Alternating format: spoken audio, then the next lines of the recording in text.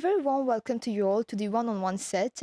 In the studio tonight, we have with us Dashni Kullean. She is an educator in computer science and has recently published a book titled The Power of Teachers in a Disruptive World. Tonight, during this episode of One on One, Dashni is going to share with us more about her new book. Dashni, thank you so much for joining us in the studio of the MBC tonight. Thank you, Koyel, for having me here. It's a pleasure to be here to share my writing here. So, Dashni, in a world constantly evolving and presenting new challenges, education is a cornerstone of progress. And you've written a book about education, the role of teachers. So, first of all, let's try to understand the vision behind your work and what sparked the idea of writing this book and turning it into a meaningful project. It all started last year. I was jotting out ideas, or I had some colleagues who were, requesting some ideas, strategies while doing their PGC level. And then while jotting these ideas down, I don't know how it turned into a story. And the story, I started writing it. It's part of my story as well. But publishing a book was the inspiration that came from my kids. Okay. It's my son who pushed me to publish the book. And that was something I never imagined I would do. So that's where it came from. Exactly, because you're actually a teacher in Yes. computer science and writing a book. book. It's two different fields, Exactly. right? Yes, of course. So it's just my kids. They started, pushing me, Mom, you have to do it. This is something that you've written. You're keeping it in your laptop. So why not publish it? And being a teacher, I started my journey in Australia, and coming back here, the ways things are, the education system here, it's completely different, and we have new challenges that comes every day in our everyday classroom at the school. So that's the reason why it pushed me to write that book. But you always had the interest for writing. Not really. Never. I never had the interest for writing. It was just journaling. Okay. But when journaling came into writing, that was a swift that came last year. Wonderful. And the themes, of your book resonate deeply with both challenges and potential of educators. So shed us some light on what central ideas that shaped the narrative of your book, because it actually follows a storyline and we have Yes. protagonists. We have, what I've done is I've put the ideas in terms of a story. The main character of the book is called Elena. Elena is a name that's very deep to me. I wanted that name, I don't know, some in a way it clicked, and I've used that in my story. So Elena is someone who is in finance, but somehow she turned into education out of the blue. And she's going to discover her capabilities as an educator. And this is going to build up over the years while she's, experiencing that teaching phase. So this is what I elaborate in the book. So what actually pushed you to, put the ideas into a story, into novel, instead of, writing it as a journal itself? Well, journaling is something more personal. Yeah. And, jotting down ideas, that will come mainly while you're doing your PGC level, while you're doing your master's in education. So I wanted to leave that academic part aside and focus mainly on a storyline. So that's how I've integrated the stories with the strategies that we use in our today life as educators. So how long did it take you to complete, the writing of the book? The ideas were already jotted down like years back. Like every year we keep updating. So writing the story took me about 3 months. 3 months only. Yes, because everything was there. It's just I had to give it a storyline.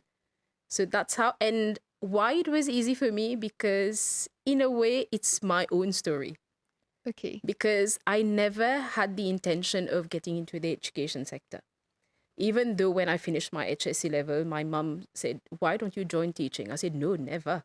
Never. Now I'm a computer science teacher." But how was your creative process for writing the book? Because it's not only fiction. You're trying to talk about strategies that can be Exactly. implemented. So I believe a lot of research has also, been Yes. part behind writing this book, and so how was the creative process for you?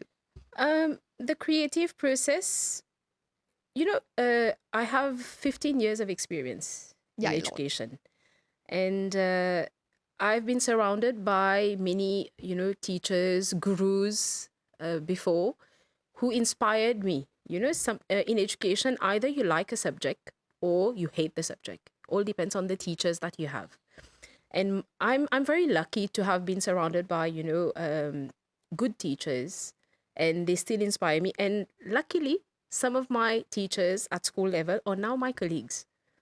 So this inspiration, it came, with a flow. I didn't have to put much pressure on myself to write the story. Everything came just like that, Naturally, flowy. naturally flowing. Yes. So that's why the story came into a story Yes. in less time. Um, But did you actually have had to go through any challenges? I wouldn't say challenges. It was just the, writing, being a computer science teacher, I'm more Yes. technical.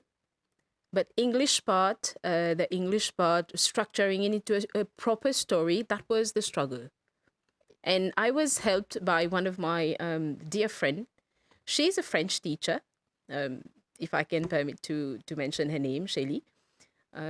She helped me in, guiding. She guided me, in writing a story, being a computer science teacher, like putting that English side Yes. of things. That's true because I believe it can be a bit complex to put technical ideas, strategy Exactly. ideas about education Exactly. into a proper storyline. Exactly. So But that you did was it. that was the main challenge. But Yes.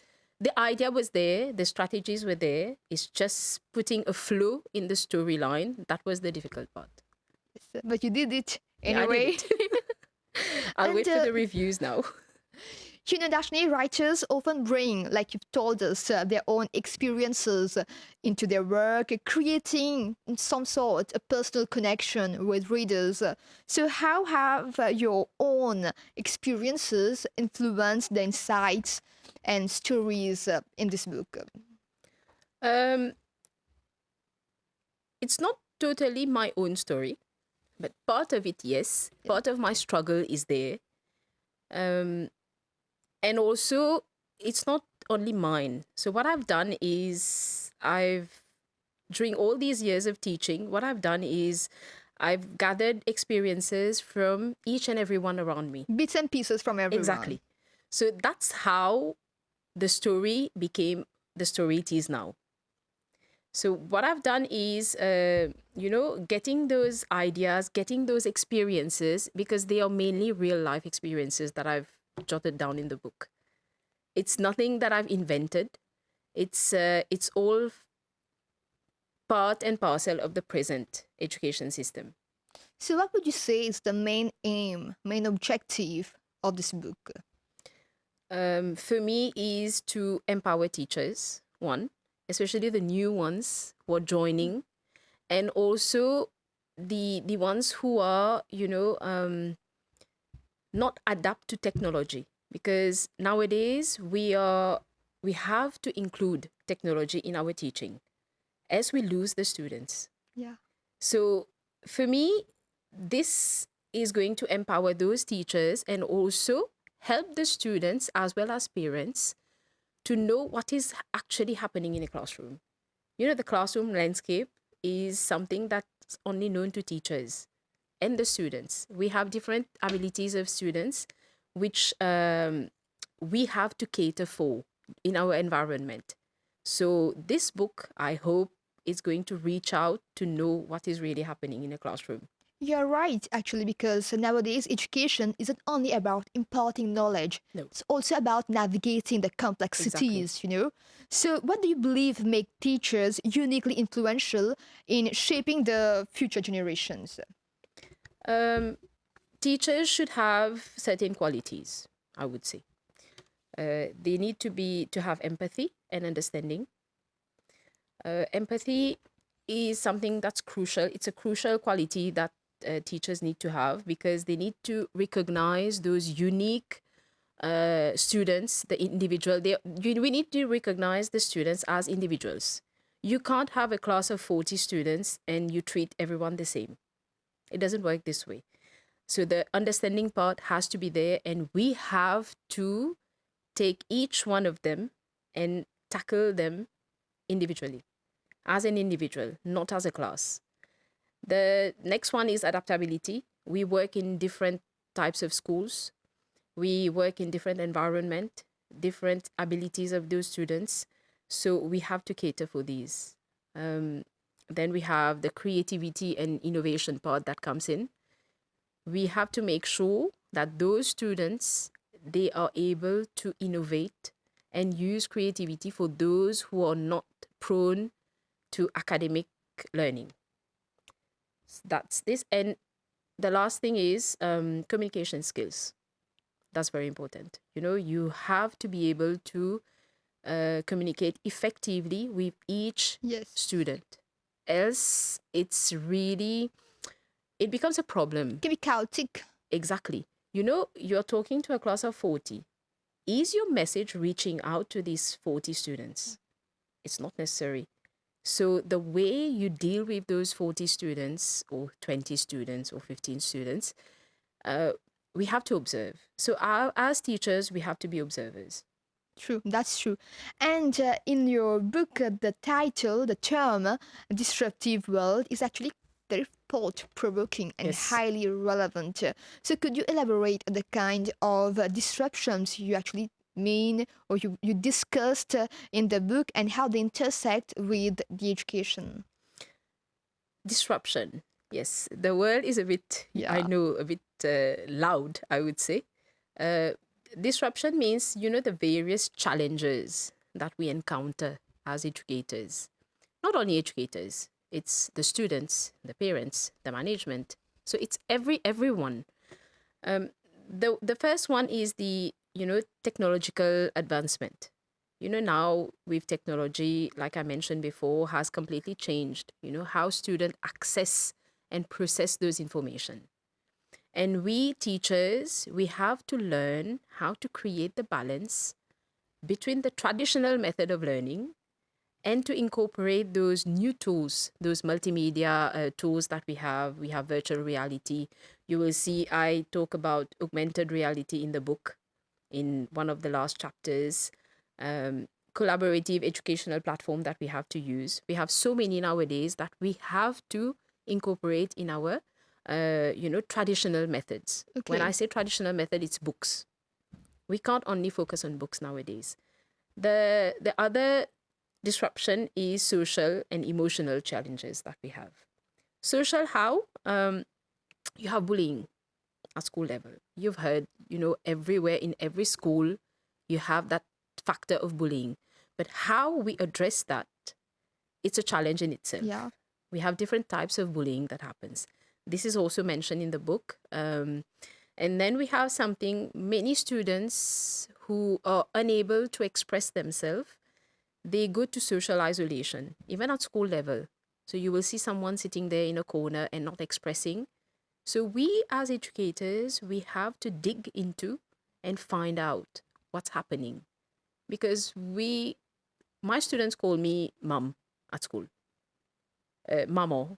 So we are, in a way, their parent at school level. Yes. They spend most of their time at school as compared to at home. So we are the one who create that safe environment for them to open up. That's a second, disruption that I talk about. And then you have there's so many. Yeah. It's listed down there, but the other one is exam pressure. How we handle exam pressure. We have standardized testing. As you know, we have national exam, we have MES exams. But how we handle it, how we explore the shift from fear to viewing an exam as the opportunity to showcase knowledge and growth. So this is how we have to prepare those students and transform their minds so that they are ready to go in that exam room and perform, Yes, like you can so say. true. You've mentioned about technology. So, Yes. how does your book address the evolving dynamic between educators and technological advancement? It's quite crucial, like you've said. Yes, it provides an insight on, leveraging technology as a tool for engagement rather than a barrier. Because the world is evolving. We can't stop here and not knowing what to do. So, what we have to do is we have to evolve and break that barrier.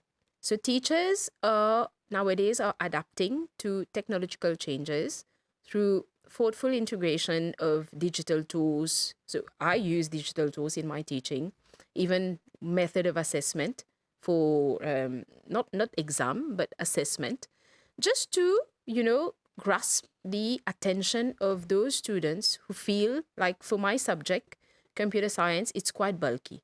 Yeah.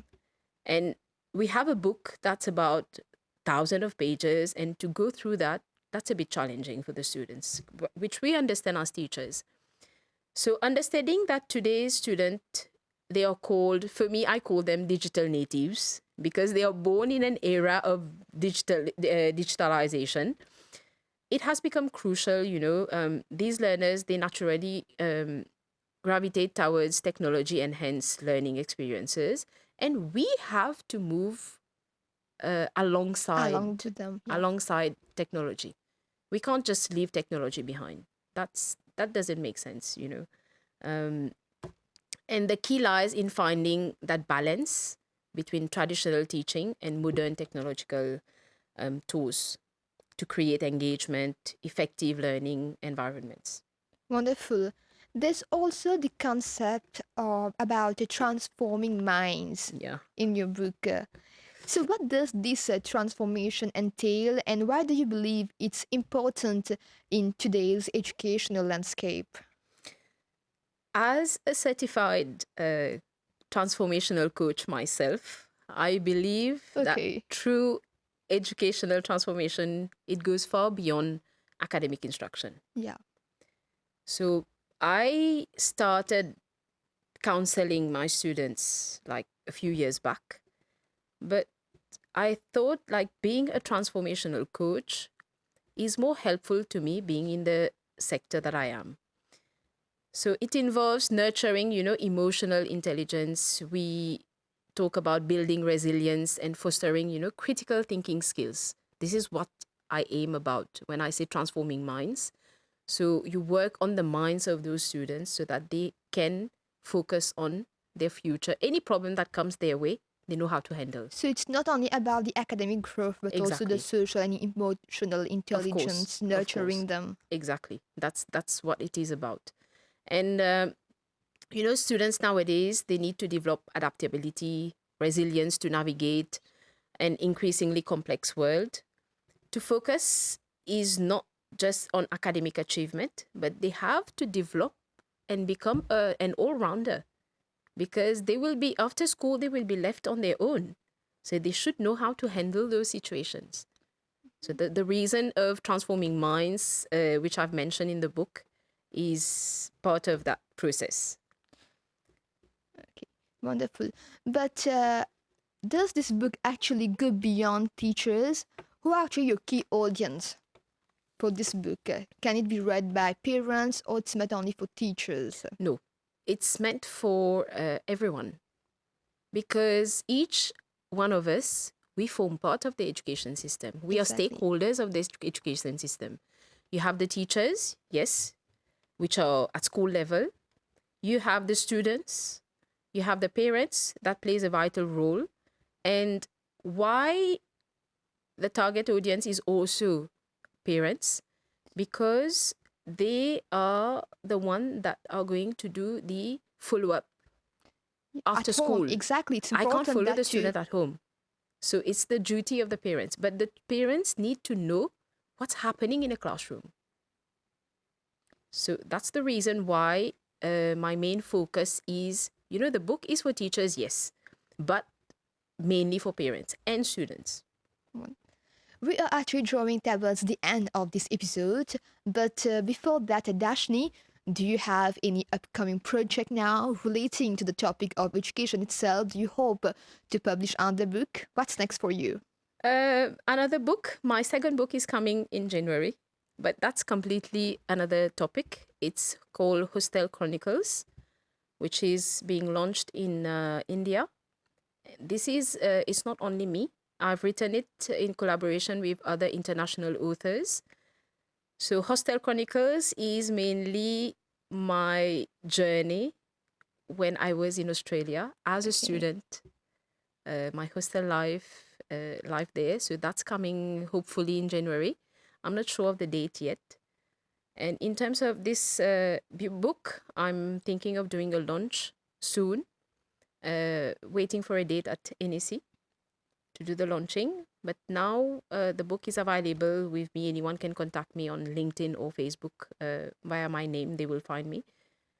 So that's the next project. And I'm thinking of, doing some workshop to create the awareness for teachers and students and parents as well.